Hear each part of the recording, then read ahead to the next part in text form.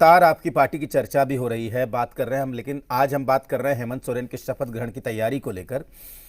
मैंने कहा कि खुद उन्होंने जाकर के तमाम लोगों को न्योता दिया। अब सरकार की, अब चूंकि बड़ी जीत है तो समारोह भी बड़ा होगा, देश के विपक्ष की राजनीति के ज्यादातर बड़े चेहरे कल नजर आएंगे रांची में।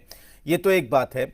दूसरी बात ये जो कह रहे थे अभी अजय शाह जी कि ठीक है, मतलब हार जीत तो लगी रहती है लेकिन दुश्मनी नहीं होनी चाहिए और इस तरह के तंज नहीं कसे जाने चाहिए। और आजसू को लेकर बड़ी चर्चा चल रही है। परवाज जी,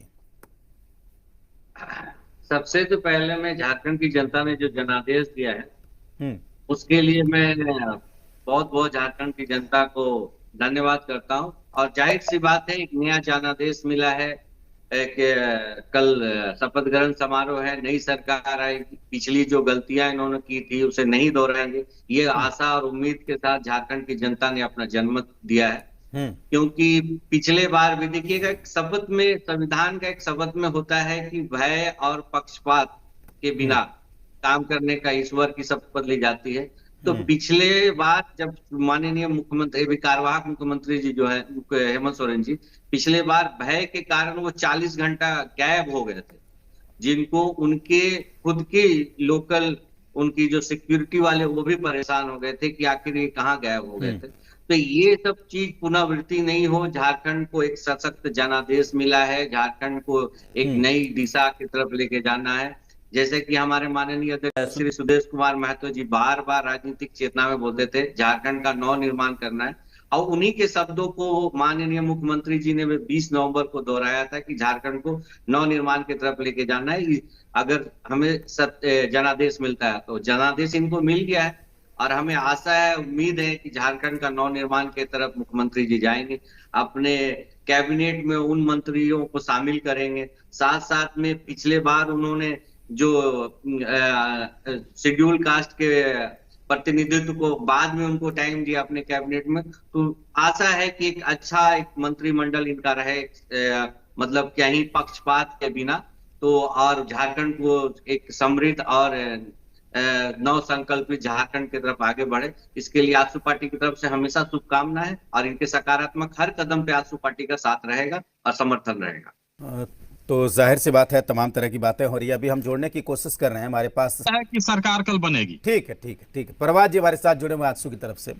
प्रभात जी, ये सारी बातें काम को लेकर, जब होता क्या है कि जब चुनाव हो चुका, अब आप लोग विपक्ष में हैं, विपक्ष की भूमिका में, और इनको काम करना है, ये सत्ता पक्ष की भूमिका में है, ये एक तरफ। लेकिन जब अभी अभी चूंकि ताजा मामला है ना, अभी तुरंत चुनाव खत्म हुआ है, तो अभी तो वोट भी गिने जाएंगे, सीटों के समीकरण भी देखे जाएंगे। तो ये जो इतना जो फर्क रहा 5 साल विपक्ष में रहने के बाद, आप लोग और नीचे चले गए, तो आप क्या वजह उसको देखते हैं, उसको उसकी क्या वजह मानते हैं? देखिए, ये शपथ ग्रहण के पूर्व संध्या पे हम लोग इस पे डिस्कशन कर रहे हैं, हम्म, और हमारा रूपरेखा ये होना चाहिए, डिस्कशन का भी होना चाहिए कि सरकार कल शपथ लेने वाली है, और झारखंड की जो जन आकांक्षाओं का जो उम्मीदें जो है उसे पूरा करने के लिए कटिबद्ध है। जो पिछली, जो इनकी बार बार मैं बोल रहा हूँ कि पिछली जो गलतियां हुई थी वो दोहराए नहीं जाएंगे। कि एक गर्भवती महिला का प्रसव अगर सदर हॉस्पिटल के बाहर होता है, उस तरह का विवश तस्वीर नहीं देखना पड़ेगा झारखंड को। मुख्यमंत्री जी के निर्वाचन क्षेत्र में पहाड़ी जनजाति की महिलाएं मर जाती हैं, घंटों उनका लाश कीचड़ में फंसा रहता है, उस तरह का तस्वीर नहीं देखना पड़ेगा। तो ये सब ठीक है, हम लोग अभी पूरे संध्या में बैठे हैं, डिस्कशन कर रहे हैं राज्य की जो जिस तरह से जो अभी। जी प्रभात जी, चलिए थोड़ी प्रॉब्लम हो गई है, दोबारा उनके पास आए। आप प्रभात जी अपनी बात पूरी करिए, वो नहीं, कनेक्शन मैं चला गया था बोला, उसमें।